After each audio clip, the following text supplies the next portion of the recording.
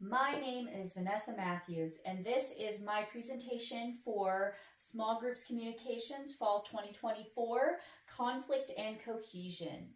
So the general purpose of this speech is to inform my audience about conflict and cohesion in group settings.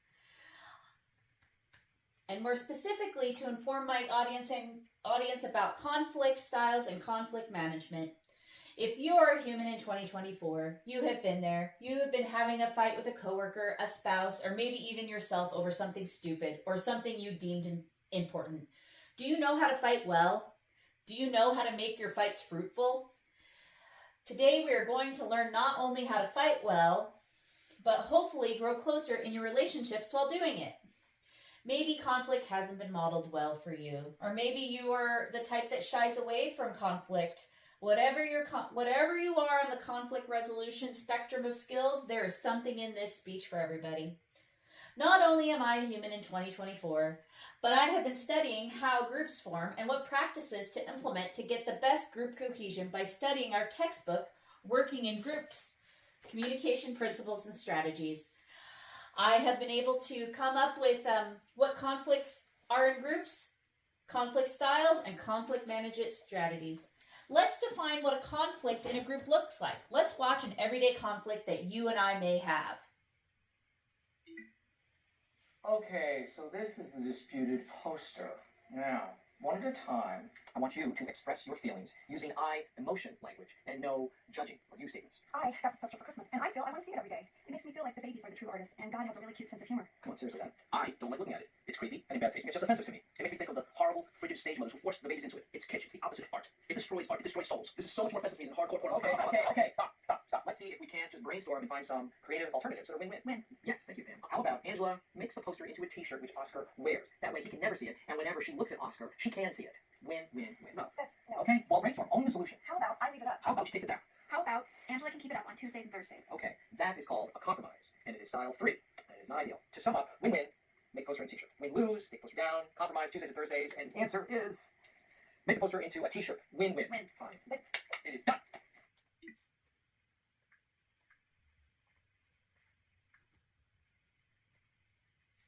Now that was a really funny clip from The Office with Michael. And I find it funny because we don't always get win-win-wins in our situations every day at work. That's why we need to talk about other ways that we can resolve our conflicts.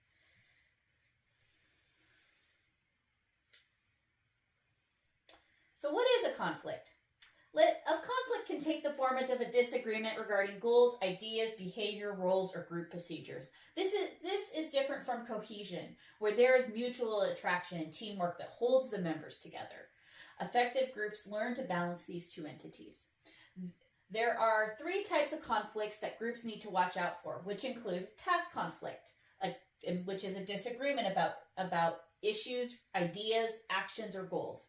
Personal conflict, which is a disagreement related to differences in personality and communication styles and conflicting core values and beliefs, just like our clip.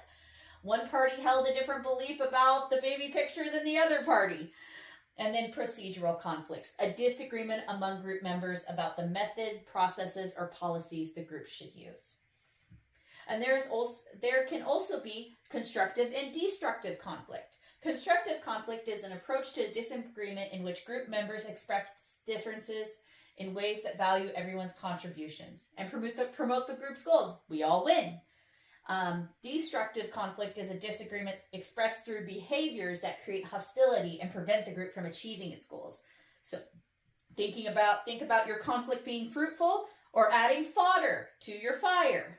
Fruitful, fodder. So when you think of those things, think of that. And then everyone comes with their own conflict styles. This can come from your family background and how your family dealt with things. This can come from your own temperament and how you like to deal with things. And this can also just come from the part of the country that you live in, even in the United States. Different parts of the country have different conflict styles. There's avoiding conflict style, which is passive and non-confrontational approach to a disagreement. Accommodating conflict style gives in to other members. A competing conflict style is an approach to disagreement in which members are more focused on achieving their personal goals than on collaborating and bringing everyone together towards a common goal. Compromising conflict style is an approach for a disagreement with a group where members concede some goals to achieve other more important goals. Collaborating conflict style is an approach to a disagreement that seeks solutions that satisfy all group members and also achieves common goals. And those are all the conflict styles that we can have. So now that we know what a conflict is, we know what form our conflict style is taking, let's get into how do we resolve some of our conflicts. I have written out our handout out here on this whiteboard, and I'm just going to go over with you. These are the 4 main conflict management styles that we have.